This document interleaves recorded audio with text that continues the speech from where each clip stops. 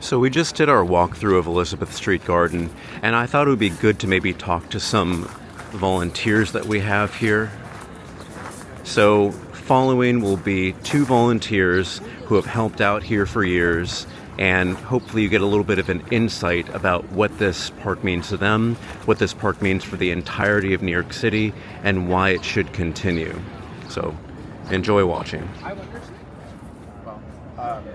For me, the garden, and I think for a lot of people in this neighborhood, is essentially the only meaningful green space in this part of Lower Manhattan. I started volunteering here about 4 years ago when I moved to the neighborhood, and having been here for a long time now, seeing what a community hub it is for both seniors and young people of basically all walks, it's kind of obvious how instrumental it is for quality of life in this part of town. A lot of the detractors of the garden will say, oh, there's Sarah D. Roosevelt Park right around the corner, which if you've ever been there is a boulevard covered in concrete, tennis courts, basketball courts, and garbage. Not to say it's not important that it's there, it has a playground, that's nice, but it's not, there's no respite at all to it. It's on between two busy streets going onto the Manhattan Bridge. I don't know, I love it here. I've made some of my very close friends in New York through the space. It has a huge amount of community activities. It works with local schools, everything from Tai Chi to yoga to music and movies.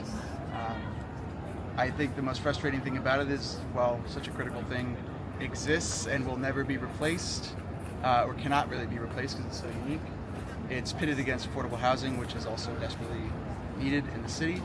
And there are a number of other places the city could easily build much more affordable housing than here. It just seems like an obvious grab at valuable real estate as a handout to the real estate industry. And I'm poor. I want both things to exist. I mean, this is like for most people that like are either immobile or live down here, there's really nothing else. And I don't know, a real tragedy and a betrayal of the citizens of New York to take something like this away. Absolutely. I agree. Yeah, I agree wholeheartedly with everything Spencer just said. I think it's a shame, more than shameful, how the city has chosen to conduct themselves. Also, in the way they've tried to portray the fight for this space under the guise of affordable housing. Many of the volunteers here would benefit from having more affordable housing. And we're certainly not anti-affordable housing, but at the expense of something as unique as this, for so many reasons. It's given community to countless amounts of people in the neighborhood. There are people who come from all over different neighborhoods around the entire city who we see every day talk about how important it is to them. And yeah, it would be an unfathomable loss.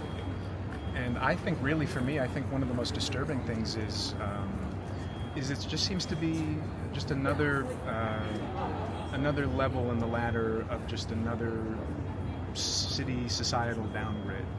And it just seems to be stuff like this. I feel like was almost a dime a dozen a while ago. Things for the actual community where people could come together, be with each other, not be inside on laptops and perpetually working at home away from each other. It seems to be one of the last of its kind, and I think the city is very reckless in being so cavalier about getting rid of it. I don't think they really realize how much of a loss it would be for not only the neighborhood but the city at large. Yeah, I totally agree, especially in the element of there's very few spaces left in New York, and probably America by extension, where you can go and not spend any money and just exist there. Right. I mean, especially like library cuts being on the board all the time. It's like, okay, well, what does that really leave? There's public parks and community-operated gardens that are, we're open every day. We almost have like an internal competition of who can stay here the longest when it's cold, so we can keep it open and make sure people can come. All volunteer-based, no money. It's just, yeah, it's purely for like love of the space and what it offers. And yeah, I mean, I haven't even lived in New York that long. I'm like 9 years in now, and even I've watched cool things disappear without much of a, not a protest, but just it's gone, and then there's nothing that can be done. And everything reduces the quality of life in an already very low quality of life city. Yeah, and it sucks. It's depressing to see like a place that I think everyone loves become increasingly shitty, for lack of a better word. And I think I think the fight for this garden really almost could be construed in a way as really a fight for really what's going on in the city as a whole. This kind of thing is happening all over the place. I mean, the garden's very unique, but where the city's become so enveloped and so swallowed up by the real estate industry. The real estate industry has infiltrated almost every level of local government. There's so much real estate, big money in it. It's becoming fast becoming a town for people who own property and really nobody else. If you don't own property, you're kind of at their tender mercies of people who have a lot of money and a lot of influence on government officials, local government officials. And I think that's also a shame. So I think the reason partly why this is being fought so hard over is it's really kind of a battle for the soul of the city. It's just yet another battle, but a large one. Right, and like community input versus like concentrated power, I guess you could say. Right. Like, I mean, certainly with like, what's the park that was on the Lower East Side that just got demolished? It's like East River Park. East River Park. Hey, East River Park was a similar situation where like the community was like, please, we beg you, we do not want this to change, and the city was like, we don't care, we're doing it. Yeah. And that was like, Yeah. I think like probably like 20 or 30 acres of land across Southeast Manhattan, and it's just going to be a bunch of presumably expensive condo buildings and expensive rentals because they have such, it has a fantastic view, and that's just going to go into the pockets of probably like people parking their money, and a death of a public space that was widely beloved.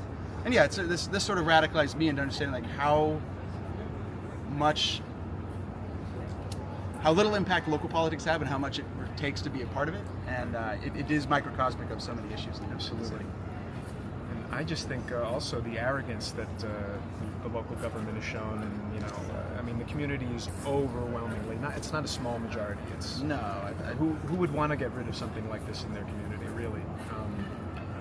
Even people who would benefit from this type of housing that they're claiming that would be here, which also, by the way, wouldn't be permanent. It would be only temporary. It's another red herring that they've used to make it seem like that this is a righteous fight for affordable housing. It's not.